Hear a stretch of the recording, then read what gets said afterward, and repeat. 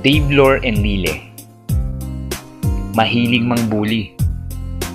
Kilala bilang campus enemy number 1. Sa kagustuhang sagutin ng babaeng nililigawan, ay nangako siya na magbabago at titigilan ang pagiging bully.